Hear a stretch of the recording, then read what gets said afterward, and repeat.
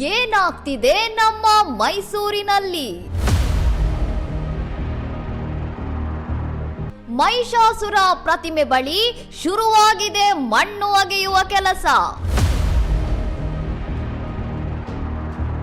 ಇದು ಭಕ್ತಿಯಲ್ಲ, ಪರಿಸರ ನಾಶ ಎಂದು ಗುಡುಗಿದ ಮೈಸೂರು ಮನೆತನ.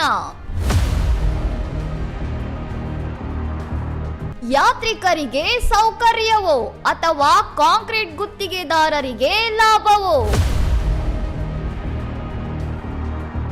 ದೇವಸ್ಥಾನದ ವ್ಯಾಪ್ತಿಯಲ್ಲಿ ರೂಲ್ಸ್ ಬ್ರೇಕ್ ಮಾಡಿದ್ಯಾ ಸರ್ಕಾರ?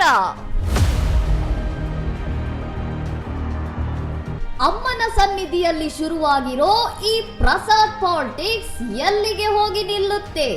ಪ್ರಕೃತಿ ಮಾತೆ ಮುನಿಸ್ಕೊಂಡ್ರೆ ಮೈಸೂರಿನ ಕತೆ ಏನು? ಸುಮ್ಮನೆ ಕೂರುತ್ತಾ ಮೈಸೂರು ರಾಜಮನೆತನ? ಇನ್ನಷ್ಟು ಸುದ್ದಿಗಳಿಗಾಗಿ ನೋಡ್ತಾ ಇರಿ ಸೌರಂ ಟಿವಿ.